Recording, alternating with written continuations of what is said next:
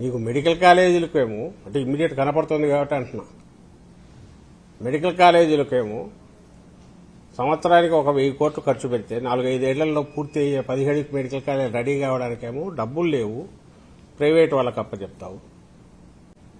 దీనికేమో మరి డబ్బులు ఎంతైనా సరే ఇది అవసరం, ఎందుకంటే రాష్ట్రానికి ఇది అవసరమని ఆయన దృష్టిలో. ఈరోజు మాట్లాడుతూ కూడా ఎక్కడో విన్నా, ఇప్పుడే పామర్లో ఎక్కడో పోయినట్టున్నాడు, అక్కడ మాట్లాడుతూ అంటున్నాడు అమరావతి వాళ్ళు అదృష్టవంతులని. అంటే ఆయన దృష్టిలో వాళ్ళు ఎవరైతే దోచుకోబడతారో రాష్ట్ర ప్రజలు కూడా అదృష్టవంతులనే ఆయన ఉద్దేశం. ఎందుకంటే తను దోచుకోవడానికి అవకాశం ఇచ్చిన వాళ్ళు మంచివాళ్ళు, అమాయకులు, చెప్పిన మాట వింటారు.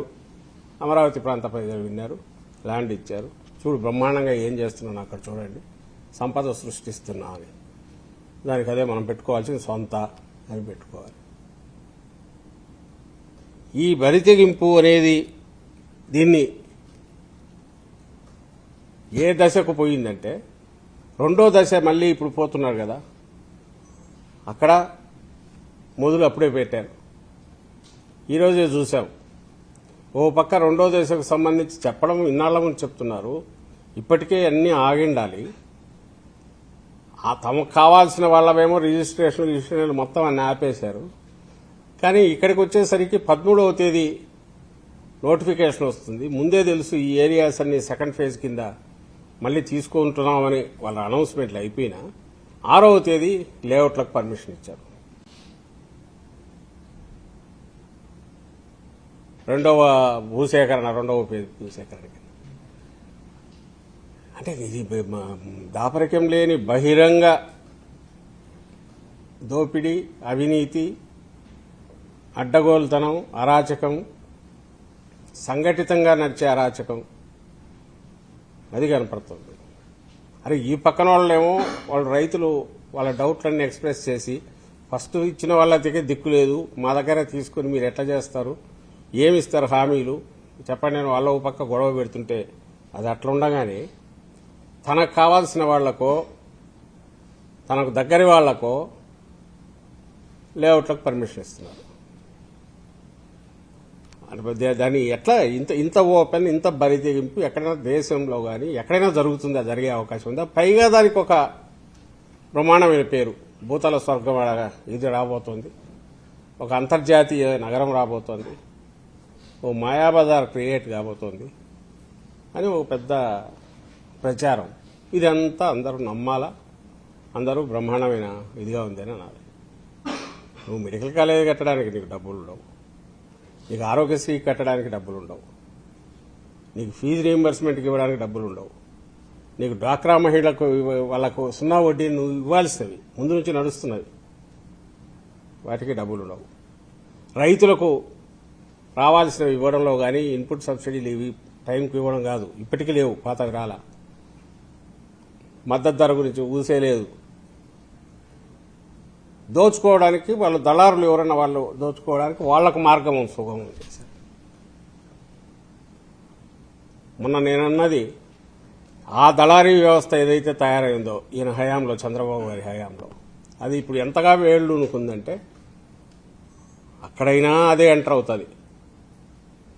అది ధాన్యం ప్రొక్యూర్మెంట్ కావచ్చు, విత్తనాలు కావచ్చు, యూరియా కావచ్చు, మొన్న మనం చూసిన డీజిల్, పెట్రోల్ కావచ్చు. ఎప్పుడైతే స్టేట్లో ఆయన తయారు చేసిన సిస్టమ్ వాళ్లకు తోడుగా అక్రమ నిల్వలు చేయగలిగిన వాళ్ళు, బ్లాక్ మార్కెటింగ్ చేయగలిగిన శక్తులు ఇవన్నీ ఆర్గనైజ్ అయినాయో ఇంకా నీకు కాదేది దోపిడీకి అనర్హం. దోచుకో. దేనికైతే క్రైసిస్ ఉందో లేదా క్రైసిస్ ఉందని నీకు నువ్వు ఆర్టిఫిషియల్ క్రియేట్ చేసైనా సరే దాంతో ఖచ్చితంగా డిమాండ్ పెరుగుతుంది. ముందు ఇవి తీసి పక్కకు పెట్టేసి ఆ తర్వాత డిమాండ్ పెరిగినాక ఎక్కువ రేటుకు అమ్ముకోవడం.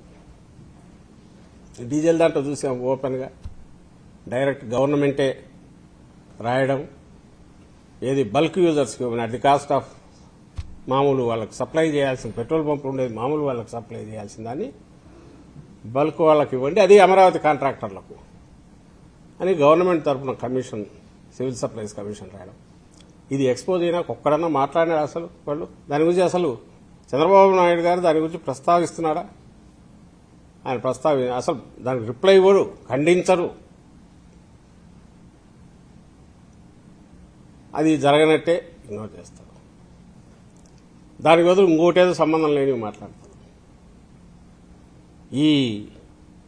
ఇప్పుడు వరకు చేసిన, నేను ఇంతకుముందు మెన్షన్ చేసిన ఏదైనా ఒక్కటంటే ఒక్కటి ఇచ్చిన మోసం చేయడానికి ఎలక్షన్లకు ముందు ఇచ్చిన హామీల గురించి నేను ప్రస్తావించట్లా. ఆడబిడ్డకు ఇది కానీ, వాళ్ళ యువకులకు సంబంధించి ఇది ఇస్తాము, ఇది మంత్లీ ఇది ఇస్తామనడం కానీ, వీటి గురించి నేను అనట్లా. అలాగే 50 years పెన్షన్, అవి ఇంక పెద్దది, అది దగా ఎలక్షన్లకు ముందు చేసి పక్కకు దోసి ఉన్న వాటిలో అసలు ఇవ్వకపోవడం, అరాకొరగాడు అసలు ఇవ్వకపోవడం, పైగా క్లోజ్ చేయడం. ఆరోగ్యశ్రీ రాజశేఖర రెడ్డి గారి హయాంలో మొదలై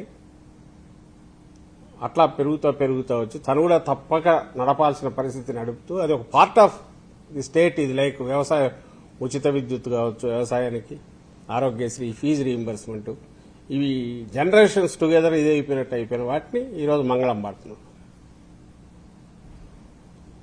హాస్పిటల్స్ దీనిలను మెడలోంచి ప్రైవేట్ హాస్పిటల్స్ వాళ్లకు 1 time సెటిల్మెంట్ అని వాళ్ళ దగ్గర ఇంట్రెస్ట్ వాళ్ళ దగ్గర కలెక్ట్ చేసి 6 నెలల్లో గవర్నమెంట్ కట్టకపోతే వాళ్ళు ఇచ్చేయాలి, వాళ్ళే లైబిలిటీ వాళ్ళ మీద పడుతుందని అది కూడా పెట్టి అక్కడికి తీసుకుంటున్నారు. మెల్లగా ఇన్సూరెన్స్లోకి డైవర్ట్ చేస్తున్నారు. సో ఆరోగ్యశ్రీ లేదు, దాని ఇంపాక్ట్ ఇప్పటికే పడింది. హాస్పిటల్స్ అనేట్టు తయారైన గాలికి వినాయి, వాటిని వదిలేశారు. ఫీజు రీయింబర్స్మెంట్ దీనికి అందరికీ తెలుసు. ఇంత ఘోరంగా ఇవన్నీ చేసుకుంటూ వచ్చిన ఈయన ఈరోజు నిన్న కేబినెట్లో ఇంకోటి మీరు గమనించారు. జగన్మోహన్ రెడ్డి గారు పేదలకు 50,000 పట్టాలు R5 జోన్ క్యాపిటల్ ఏదైతే ఇస్తే, మరి వాళ్ళు ఈ రాష్ట్రంలో పౌరులు కాదని ఆయన అనుకుంటున్నాడేమో అర్థం కావట్లా. పేదలకు సంబంధించి నువ్వు చేయాల్సింది పోయి చేయకపోగా ఇచ్చిన ఇల్లు లేని పేదలకు అక్కడ ఇచ్చి, అది అవసరం కూడా. ఒక నగరం డెవలప్ కావాలంటే అన్ని వర్గాల ప్రజలు ఉండాలా. నువ్వు చెప్పే 60,000 70,000 గజం కొని మిడిల్ క్లాస్ వాళ్ళు కూడా ఉండలేరు. ఇంకా పూర్వ వీళ్ళు కానీ, అఫోర్డబిలిటీ లేని వాళ్ళు కానీ ఎక్కడ ఉంటారు? అందుకోసం అవసరము, వాళ్ళ సర్వీసెస్ అవసరం సొసైటీకి. ఆ రకంగా చూసినా ఏదైతే అవసరమో ఒక అర్బన్ ఏరియా పెరగాలన్నా, ఒక నగరం పెరగాలన్నా, వాళ్ళకి ఇచ్చిన వాటి నిర్దాక్షిణ్యంగా లాగడం, దాన్ని కూడా ఫైనల్ ముగించేశాడు. ఒకప్పుడు ఇది 10 ఏళ్ల క్రితం 20 ఏళ్ల క్రితం అయితే పెద్ద ఇదే అయిపోయేది, ఏమీ కావట్లా. ఎందుకంటే ఈయన దాన్ని దాటి ఇంకేదో ప్రచారానికి దిగుతాడు. వీటిని ప్రశ్నిస్తున్నామని ప్రతిరోజు